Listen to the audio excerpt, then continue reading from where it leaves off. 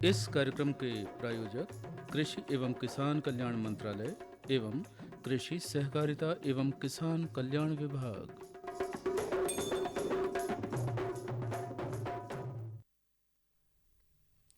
श्रोताओं, स्वागत है आप सभी का सजीव फोन इन कार्यक्रम हेलो किसानवाणी में। कार्यक्रम सुन रहे सभी किसान भाइयों बहनों को मोनिका पटेल की राम राम। किसान भाइयों, हम सभी जानते हैं कि ठंड का मौसम साथ लाता है ताज़ी रंग बिरंगी सब्जियों की बहार। मौसम विशेष के चलते हेलो किसानवाणी कार्यक्रम में हमारा आज का विषय है शीतकाल में आलू की फसल और सब्जियों की देखभाल। हमारे श्रोताओं को हम बता दें कि आज इस विषय से जुड़ी किसी भी तरह की जिज्ञासा या समस्या का हल जानने के लिए आप और अपने प्रश्नों का जवाब पाने के लिए आप हमें सीधे कॉल कर सकते हैं। कॉल करने के लिए आप हमारे आकाशवाणी स्टूडियो का नंबर लिख लें। नंबर है 8989116346। नंबर एक बार पुनः सुन लें, 8989116346। या फिर आप हमें आगामी कार्यक्रम से पूर्व हमारे स्टूडियो के व्हाट्सएप नंबर 8602262263 पर अपना प्रश्न भेज भी सकते हैं। किसान भाइयों, आज आपके प्रश्नों का जवाब देने के लिए इस वक्त हमारे साथ स्टूडियो में मौजूद हैं सहायक प्राध्यापक पौध व्याधि आंचलिक कृषि अनुसंधान केंद्र चंदनगांव छिंदवाड़ा से डॉक्टर श्रीमती शिखा शर्मा जी। शिखा जी, बहुत बहुत स्वागत है आपका हमारे आज के कार्यक्रम हेलो किसानवाणी में। आपको हमारे सभी किसान भाइयों की ओर से राम राम। राम राम। शिखा जी, वैसे तो शीतकाल सब्जियों के उत्पादन के लिए विशेष माना जाता है, फिर भी हम चाहेंगे कि आप हमें बताएं कि शीतकाल में हमारे किसान भाई कौन कौन सी सब्जियों का उत्पादन ले सकते हैं। जी, शीतकाल में हमारे किसान भाई आलू, मटर, पालक, मेथी, मूली, गाजर, इन सभी सब्जियों को ले सकते हैं और अच्छा मुनाफा कमा सकते हैं। बिल्कुल। और देखिए, कार्यक्रम की शुरुआत में ही हमारे साथ एक कॉलर जुड़ रहे हैं। Hello hello. हेलो जी भैया, राम राम। अपना परिचय दीजिए। मिथिलेश पवार कन्हरगांव डैम से बात कर रहे हैं मैडम। जी भैया, सुनाइए, क्या प्रश्न है आपका। बढ़िया मैडम, खेती बाड़ी से लगे हुए हैं और खेत में आलू की फसल लगी हुई है। अच्छा जी, तो आपका प्रश्न क्या है भैया, हम जानना चाहेंगे। मैडम आलू लगा है मगर साइज छोटे छोटे हैं, तो क्या दिक्कत आई होगी मैडम आलू में? जी, सर्वप्रथम आपने आलू की कौन सी किस्म का उपयोग किया है, वो मुझे थोड़ा बताएंगे। LR आलू है मैडम, लाल वाला। जी जी, किस समय पे बोनी की थी आपने। अभी तो मैडम 8 अक्टूबर को बुआई हुई थी उसकी। 8 अक्टूबर को। लगभग आपकी फसल 35-40 दिन की होने लगी ना। जी जी, नहीं मैडम, 2 महीने 2 महीने। 10 दिन की तो होगी, आप मतलब 70 दिन की लगभग। 70 दिन की होगी, तो आपने उसमें जो खाद का संतुलित उपयोग किया है। हाँ मैडम, बराबर किए। जी, तो हो सकता है कहीं ना कहीं भूमि में कुछ समस्या, भूमि शोधन किया था आपने, बीजोपचार किया था। हाँ, बीज उपचार करके किए थे ना मैडम। तो थोड़ी क्या है कि मतलब जो झाड़ है तो मुरझाए मुरझाए से हो रहे थे उसमें, फिर खोदा की शिकायत थी मैडम। जी जी, तो आप एक ये कर सकते हैं कि उसमें आप या तो एक फफूंदी नाशक हम बता सकते हैं जो कार्बनडाइजिम प्लस मैनकोजेब है, अगर उसमें किसी प्रकार का रोग है। और साथ में हमारी जो दवाई है कीट के लिए, इमिडाक्लोप्रिड का 0.4 ml प्रति 1 लीटर के हिसाब से आप स्प्रे करके देखिए। अगर उसमें कोई समस्या है तो वो थोड़ा सा साफ क्या करता है, जो दवाई है मिश्रण, वो उसकी जो वृद्धि है उसको बढ़ाने में योगदान देता है। और मैडम साइज बड़ा करने के लिए क्या दवाई? साइज़ बड़ा करने के लिए आप पहले प्रयोग करके देखिए। अगर उसमें कहीं ना कहीं कुछ कमी होगी तो वो उसको कम भी करेगा और उसके साइज़ में वृद्धि भी करके देखेगा। आपने खाद की संतुलित मात्रा दे चुके हैं, क्योंकि अब तो टाइम जा चुका है और खाद देने का। तो अभी तो अपन आपकी लागत हम नहीं बढ़ाने को कहेंगे, आप ये प्रयोग करके देखिए और उसका क्या परिणाम होता है तो आप हमको बता सकते हैं।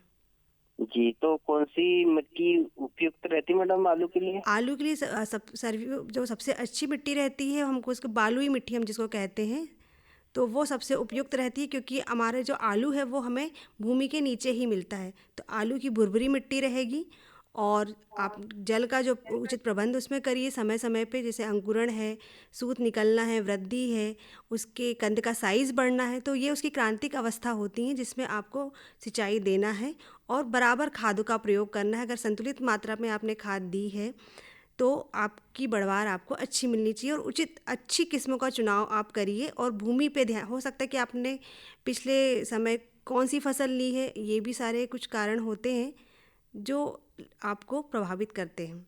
तो फसल चक्र को भी अपनाना है, कई बार भूमि में भी समस्या आ जाती है, तो फसल चक्र को भी अपना के बदल के देखिए, तो आपको निश्चित ही फ़ायदा मिलेगा। बिल्कुल, उम्मीद है हमारे किसान भाइयों को उनका प्रश्न का जवाब मिल चुका होगा। और आइए हम अपनी बात को आगे बढ़ाते हैं।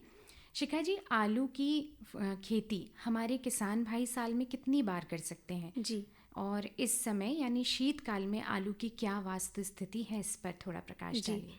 हमारे ज़िले में हमारे किसान भाई आलू को हेमंत ऋतु में लेते हैं, जो कि सितंबर से लेके नवंबर तक का महीना होता है। जी। उसके पश्चात हमारे किसान भाई शीत ऋतु की हम जो बात कर रहे हैं, उसमें अक्टूबर के द्वितीय माह से लेके नवंबर के अंतिम माह तक हम आलू लगा सकते हैं और अच्छा मुनाफा ले सकते हैं।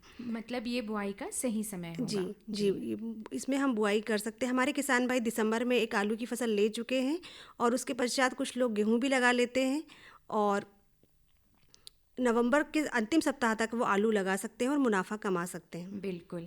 और हमारे अगले कॉलर हमारे साथ जुड़ रहे हैं। Hello hello. जी नमस्ते, मेरा नाम नितेश मिश्रा है, मैं करेली नरसिंहपुर से बात कर रहा हूँ। जी जी, नमस्ते भैया, राम राम, कैसे हैं आप? मैं बढ़िया हूँ मैम। मैम हमने अपने खेत में आलू लगाया हुआ है, कुफरी चंद्रमुखी, कुफरी वासा और कुफरी, दो वैरायटी हमने अपने खेत में लगाई हुई है। हमारी फसल है वो 55 दिन की हो गई है। इसमें 25 जो की समस्या आ रही है, क्योंकि हमारे जिले में जो न्यूनतम तापमान है वो लगातार गिरता जा रहा है। तो 25 को किस प्रकार से हम नियंत्रण में लाएं आलू की खड़ी फसल में? जी, आपका बहुत ही अच्छा प्रश्न है। देखिए, हमारे यहाँ वैसे पिछेता रोग जिसको हम कहते हैं लेट ब्लाइट तो आता नहीं, लेकिन अगर आपके यहाँ देखने को मिल रहा है, तो उसमें हमें क्या करना है, सर्वप्रथम तो हम जो कार्बनडाजिम और मैनकोजेब का मिश्रण आता है, उसको आप उसको स्प्रे करवाइए, छिड़काव करवाइए 2.5 ग्राम प्रति लीटर के हिसाब से। और अगर आपको लग रहा है कि ज़्यादा समस्या है, तो इस स्प्रे को आप 7 दिन के अंतराल में फिर से करवा सकते हैं, और उसका रिजल्ट आप देख सकते हैं। जी एक प्रश्न और था मैडम मेरे आपके। हमने अपने खेत में अर्का अनामिका जो कि भिंडी की अच्छी वैरायटी है, इसमें एलोविन मोजे काफी ज्यादा हमारी जो भिंडी की क्रॉप है उसमें आती है। तो एलोविन मोजे को किस प्रकार से हम कंट्रोल करें? जी, येलो वैन मोज़ेक देखिए एक विषाणु जनित रोग है। उसमें जो वेक्टर रहते हैं, कीट रहते हैं, उनके कारण होता है। तो इसके उपयोग के लिए आपको सिस्टेमिक इंसेक्टिसाइड बाज़ार से लाके आप उसको छिड़काव करवाइए। और अगर बहुत ज़्यादा समस्या हो रही है, तो आप उसका 7 दिन के अंतराल से स्प्रे करवाइए, और तो काफ़ी आपको उससे फ़ायदा मिल पाएगा।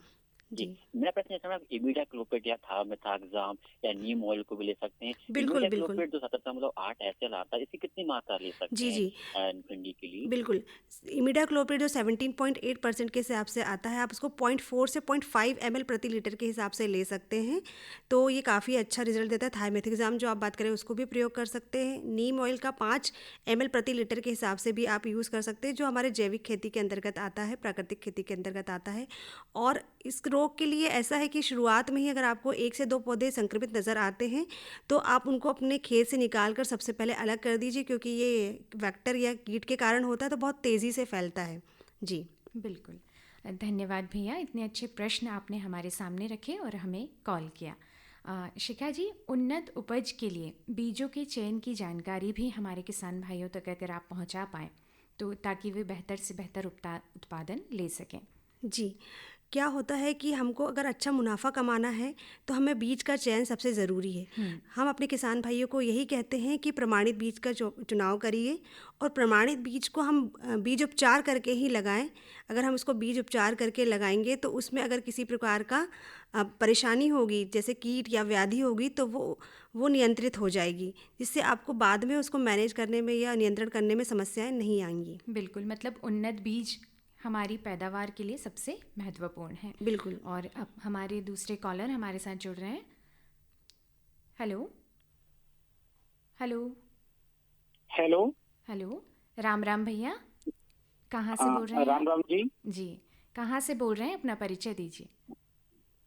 मैडम जी, हम छिंदवाड़ा जिले से कुकड़ा जगत मोहली से बोल रहे थे। जी भैया, अपना नाम बताइए भैया। मेरा नाम संजय सोनटक्के है। जी जी भैया, अपना प्रश्न पूछिए। मैडम जी, मैं ये कह रहा था कि मेरे को गेहूं के बारे में जानकारी पूछने थे और आलू के बारे में पूछने थे। आलू के बारे में क्या जानना चाहते हैं भैया? आलू के बारे में ये पूछना चाह रहे थे जी हम कि हमने 2 एकड़ में आलू लगाए हैं, अभी 15 दिन भरे हैं। अच्छा। उसमें कहीं कहीं थोड़ा सा पीलोपन आ रहा है, पीला सा आ रहा है। अच्छा, तो गलाई मैडम जी, का दवाई डालना चाहिए और क्या करना चाहिए? जी, सर्वप्रथम आप ये बताइए कि आपने आलू की किस किस्म का चुनाव किया है?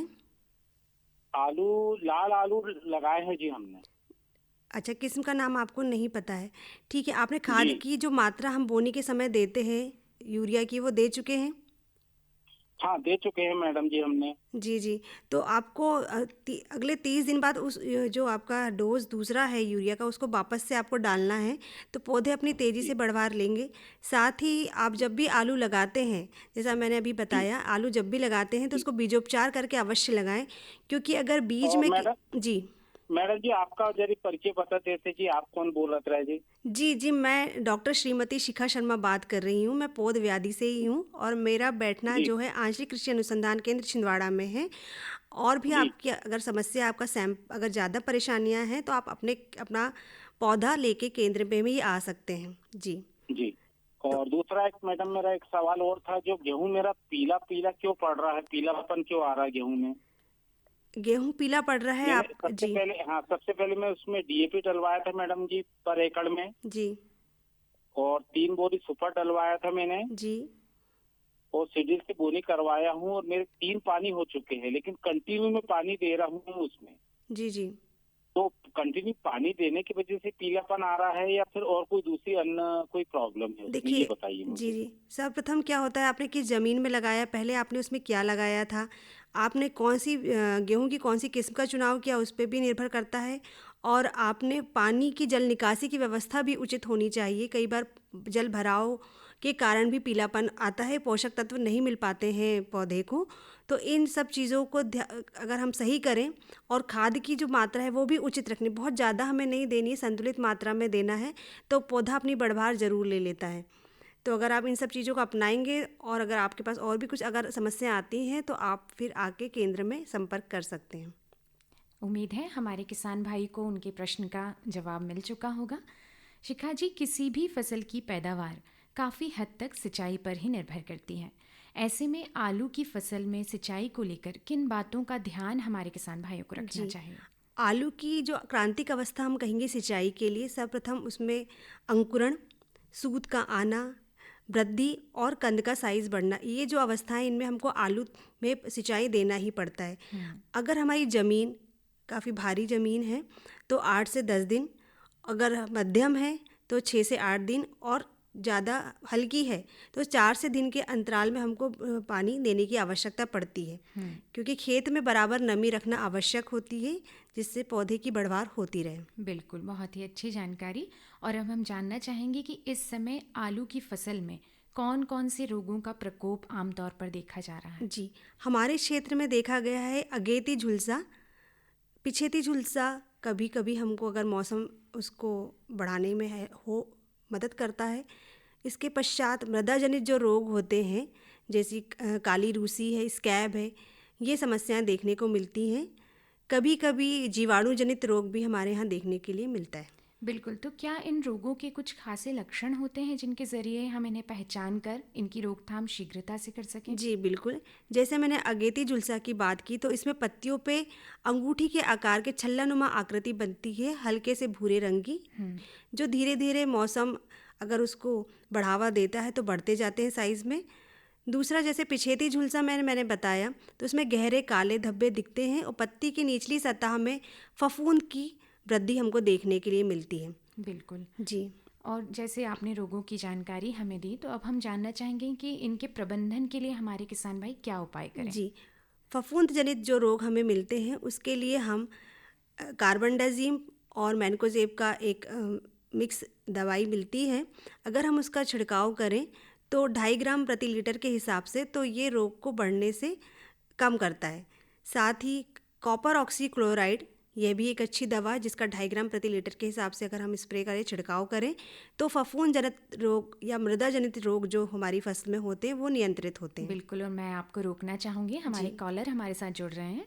हेलो हेलो हेलो, जी भैया, राम राम। जी मैडम नमस्कार। नमस्कार जी, कौन जी बोल रहे मैडम हैं? मैं मधुबली बोल रहा था बिचू पटार से। जी जी, अपना प्रश्न पूछिए भैया।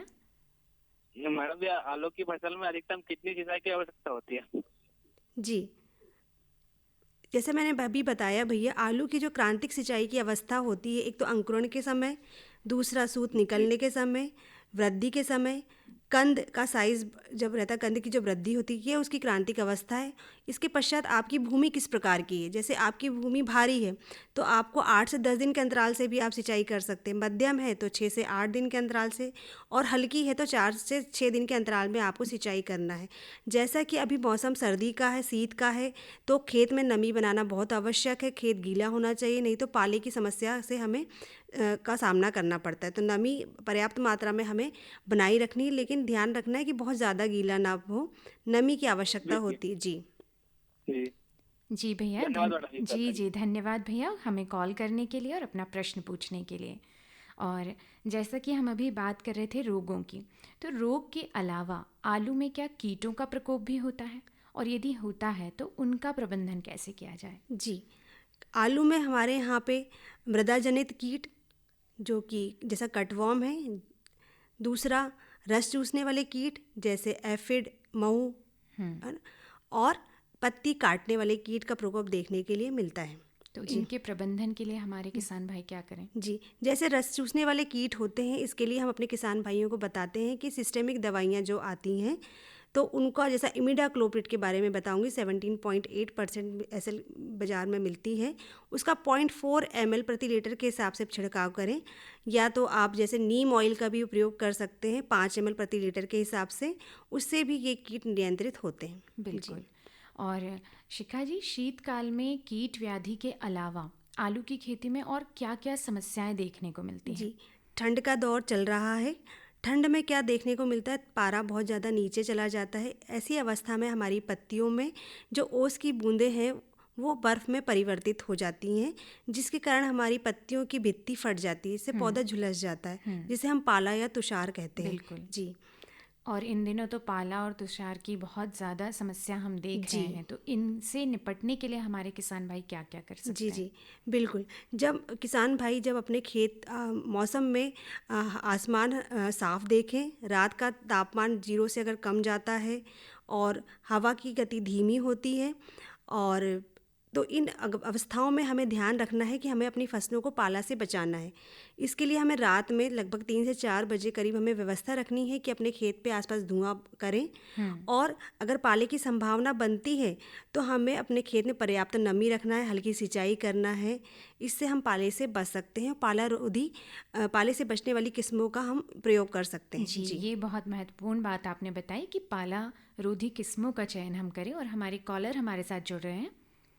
हेलो हेलो हेलो, हेलो जी भैया, मैम नमस्कार। नमस्कार भैया, कहाँ से बोल रहे हैं, अपना परिचय दीजिए। मैम मैं न्यूटन चिकली नंबर 11 से देवी शंकर गुप्ता बात कर रहा था। मैम जी जी गुप्ता जी, पूछिए अपना प्रश्न।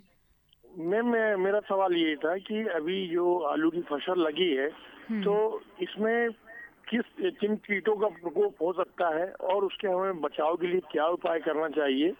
इसी तरीके से कुछ मतलब जगह पे मेरी मतलब सब्जी भाजी लगी हुई है, तो अब इतनी काफी ठंड पड़ रही है, तो वैसे में हम मतलब उसको कितने दिनों के अंतराल में हम उसको सिंचाई दें, पानी या कौन सी दवाई दें, ये मेरा प्रश्न था और इसका जवाब मतलब मैं जानना चाहता हूँ। जी, देखिए, जैसे कि आपने कीट की बात की, तो आलू में रस चूसक कीड़े लगने की संभावनाएं ज़्यादा होती हैं, तो इसके लिए आप 5 ml प्रति लीटर नीम ऑयल का उपयोग कर सकते हैं।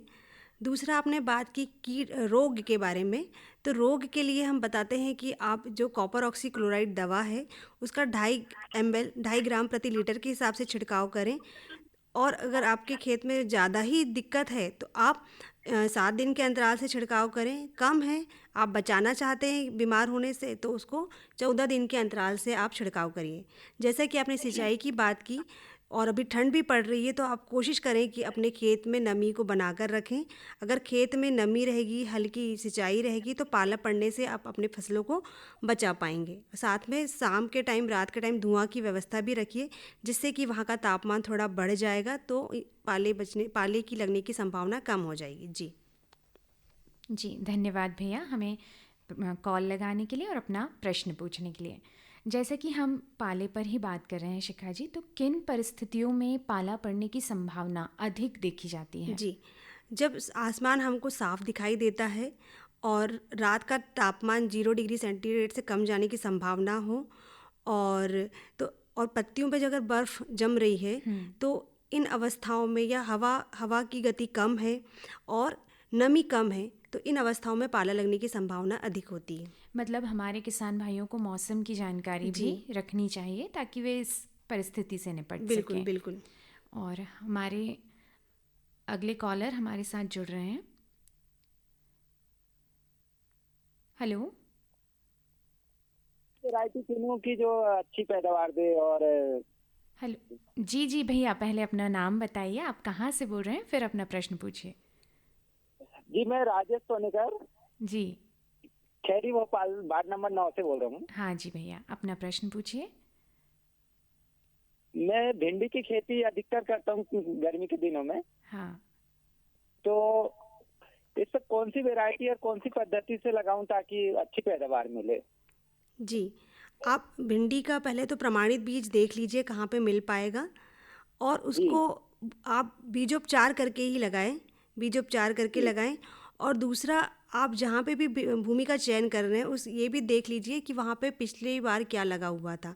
अगर आप इन सब चीज़ों का ध्यान रखते हुए भिंडी की आप लेते हैं, तो आपको निश्चित ही अच्छा फ़ायदा देखने को मिलेगा।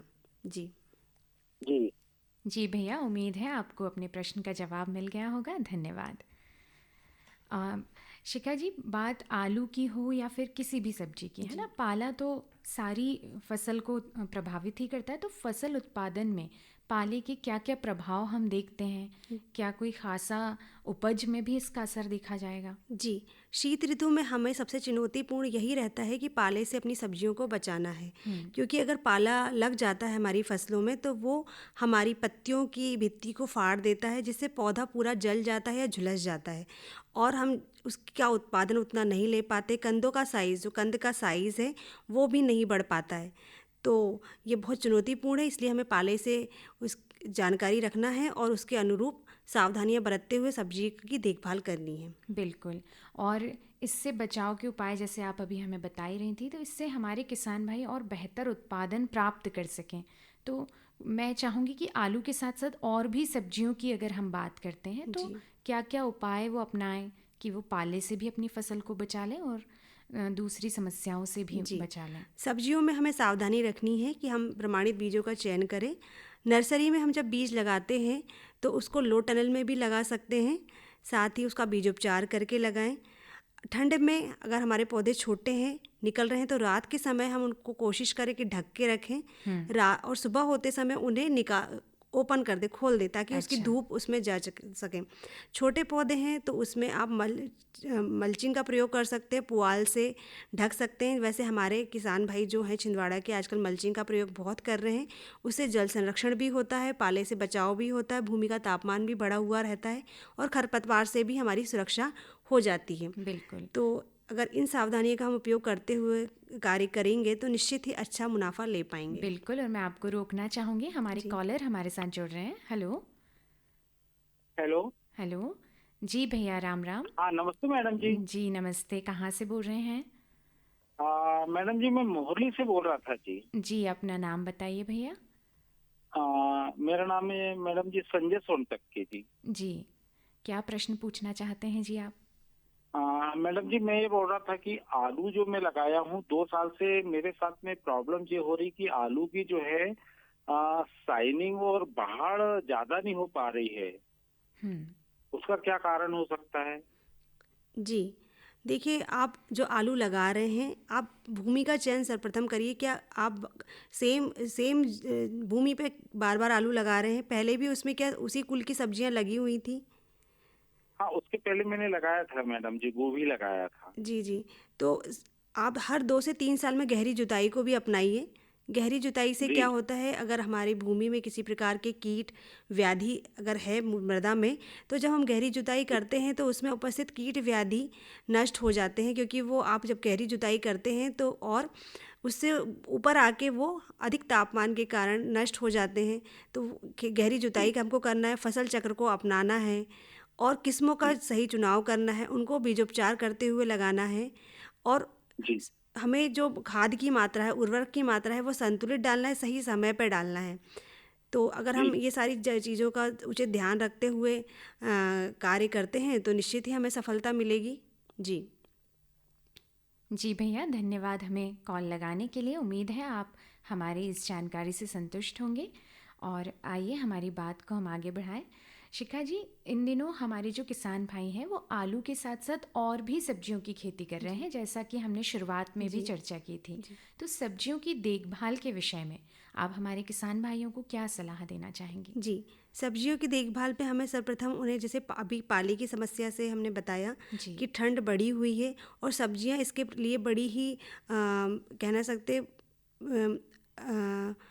ससेप्टेबल होती हैं, बहुत जल्दी इसके उसमें आ जाती हैं। तो हमें वहाँ पर धुआं, जहाँ भी हमने सब्जियां ली हैं वहाँ पे आसपास थोड़ा कचरे की व्यवस्था भी रखी, जिसको हम रात में जला सकें। अगर हम धुआं जलाएंगे तो वहाँ का तापमान जो है बढ़ा रहेगा और वो पाले से बच जाएंगे। बिल्कुल। दूसरा, हमें वहाँ पे उपयुक्त सिंचाई की व्यवस्था रखनी है। अगर पाले की संभावना होती है तो हल्की सिंचाई की व्यवस्था हम बना के रखें। इसके पश्चात हम मल्चिंग की, अगर हमारी सब्जियों में हमें अच्छा उत्पादन लेना है तो मल्चिंग का प्रयोग भी हम कर सकते हैं, जिससे वहाँ का तापमान बढ़ा रहता है, खरपतवार नियंत्रण होते हैं। जल को भी उचित मात्रा में उपयोग कर सकते हैं और अच्छी उपज प्राप्त कर सकते हैं। अगर हमें कोई कीट व्याधि समझ में आती है तो उसके लिए हम छिड़काव कर सकते हैं, जैसे नीम ऑयल है 5 ml प्रति लीटर के हिसाब से हम छिड़काव कर सकते हैं, तो कीट से बच सकते हैं।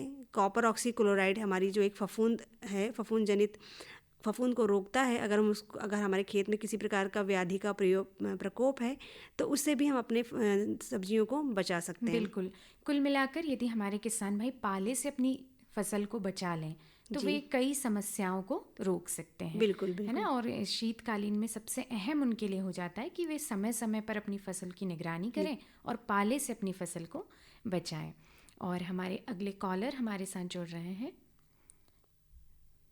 Hello hello hello. लगता है तकनीकी खराबी के कारण फ़ोन कट चुका है। आइए हम हमारी बात को आगे बढ़ाते हैं। शिखा जी, इन दिनों हम देखते हैं कि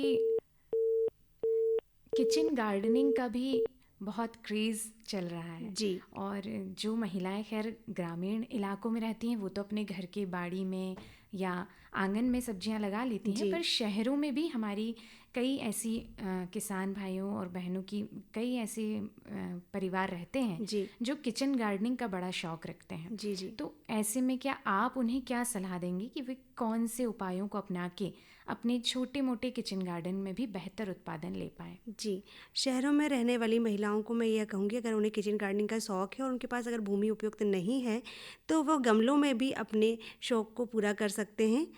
आप गमले में धनिया है, पालक है, मेथी है, इनको लगा सकते हैं और घर की सब्जियां खा सकते हैं। साथ ही इसमें आप किसी प्रकार के रसायनों का अगर उपयोग नहीं करते हैं, नीम ऑयल से भी अपनी फसलों को बचा सकते हैं। तो एक अच्छा हम अपने परिवार को हेल्दी खाना खिला सकते हैं। बिल्कुल जी। और जैसे आपने अभी बताया, तो किचन गार्डन में कौन कौन सी सब्जियां लगाई जा सकती हैं जो बेहतर, और इन दिनों कौन सी सब्जियां लगा सकते हैं? हम अपने किचन गार्डन में आलू लगा सकते हैं, मेथी लगा सकते हैं, पालक लगा सकते हैं, मटर ले सकते हैं, लहसुन ले सकते हैं, मूली ले सकते हैं, गाजर ले सकते हैं। और हम अपने किचन का जो पानी बचता है उससे ही उसकी सिंचाई करके, या जो हमारे यहाँ छिलके रहते हैं सब्जियों के छिलके, उसकी हम खाद तैयार करके घर में ही जो चीज़ें उपलब्ध हैं उनको उपयोग करते हुए अपने परिवार के लिए पौष्टिक सब्जियां ले सकते हैं। बिल्कुल। जी और ये तो इन दिनों क्योंकि हम देखते हैं कि कई किसान भाई हमारे रसायनों का उपयोग खूब करते हैं जी सब्जियों में, तो जी यदि हमारी महिलाएं घर में ही थोड़ी बहुत सब्जियां उगा पाती हैं तो वे जी इन सारे रसायनों से भी अपने परिवार को बचा सकती हैं। जी और हमारे अगले कॉलर हमारे साथ जुड़ रहे हैं। हेलो। हेलो। हेलो जी भैया, राम राम। जी राम राम। कहाँ से बोल रहे हैं आप? जी मैं हरन भट्ट से पप्पू डेहरिया बात कर रहा था। जी भैया, अपना प्रश्न पूछिए। ये टमाटर में क्या बोलते रोग लग रहा, पत्ती खा रही रोग। जी आपकी पत्तियां किस प्रकार से दिख रही हैं, कृपया बताएंगे? इल्ली खा रही है वो उसको। जी जी अगर इल्ली का प्रकोप है आपके टमाटर में तो इमिडाक्लोप्रिड करके दवाई बाज़ार में उपलब्ध है। आप उसका 0.4 ml प्रति लीटर के हिसाब से छिड़काव कराइए। अगर अधिक प्रकोप देखने को मिल रहा है तो 7 दिन के अंतराल से छिड़काव करिए और कम है तो 14 दिन के अंतराल से छिड़काव करिए। आपको निश्चित है उससे इल्ली के प्रकोप से कमी देखने को मिलेगी। जी जी जी भैया, धन्यवाद हमें कॉल लगाने के लिए। और शिखा जी, हम जैसे कि किचन गार्डन पर हम बात कर रहे थे, लेकिन कई लोगों में ये भ्रम है कि जैसे छत के ऊपर अगर वे गमले रखते हैं तो वो वज़न ज़्यादा हो जाता है। जी तो इसका भी हमारे पास कोई उपाय है? जी बहुत अच्छा प्रश्न किया है आपने। आजकल टेरेस गार्डनिंग का भी चल जी रहा है। हमारे पास ग्रोइंग बैग्स आजकल बाज़ार में उपलब्ध हैं जो कि काफ़ी हल्के होते हैं और उसका वजन भी नहीं होता है। तो छतों में हम ग्रोइंग बैग्स को रख के काफ़ी सारी सब्जियां ले सकते हैं और काफ़ी अच्छा आप घर के प्रयोग के लिए सब्जियों को उगा सकते हैं। और जैसे जो मिट्टी हम उपयोग में लाते हैं तो उस मिट्टी में भी कुछ अनुपात, जैसे कोकोपीट का जी मिलाते हैं कुछ लोग, कुछ जी रेत का, तो उसके अनुपात के बारे में भी आप थोड़ी सी जी जी जानकारी। हम घर में जो अगर मिश्रण तैयार करते हैं उसमें हम कोशिश करें कि गोबर की सड़ी हुई खाद अगर आपको उपलब्ध मिल जाए जी तो वो बहुत अच्छी है और घर की सब्जियों के लिए रसायन मुक्त सब्जियां लेने के लिए आपकी बहुत सहायता करती है। जी। और मैं आपको रोकना चाहूँगी, जी हमारे एक कॉलर हमारे साथ जुड़ रहे हैं। हेलो।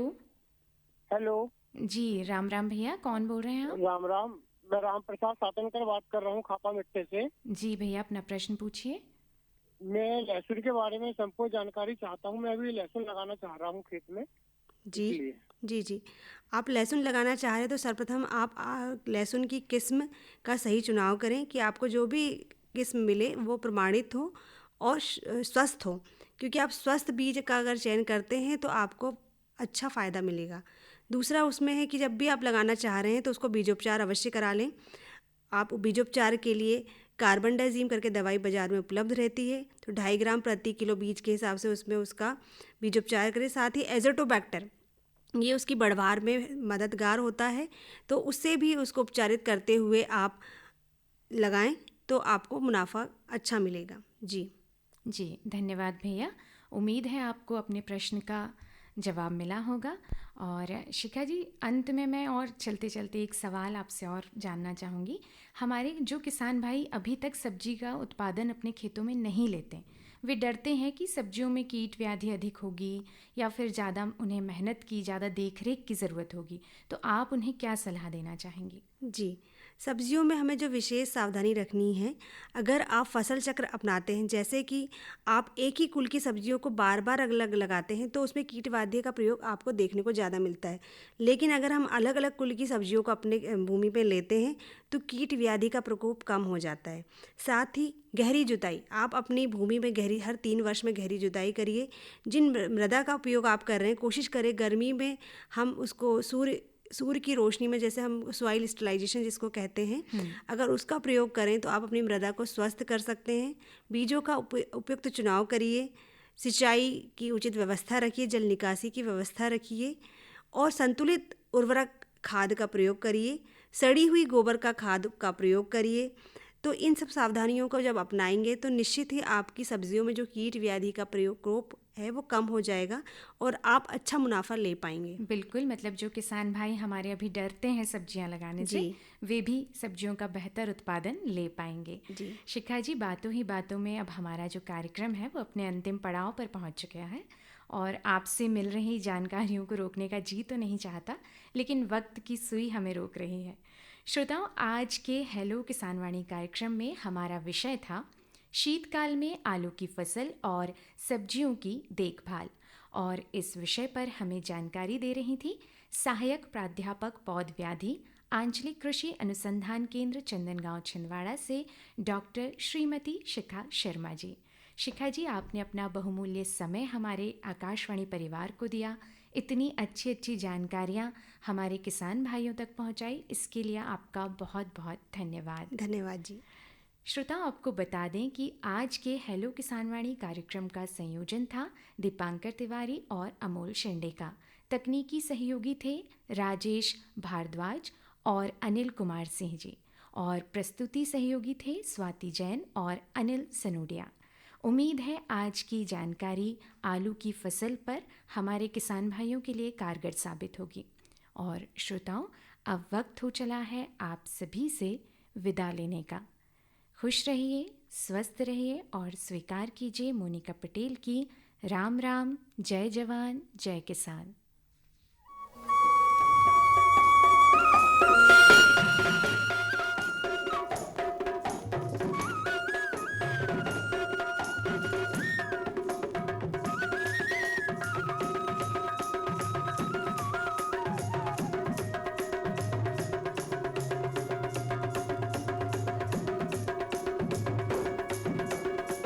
इस कार्यक्रम के प्रायोजक कृषि एवं किसान कल्याण मंत्रालय एवं कृषि सहकारिता एवं किसान कल्याण विभाग।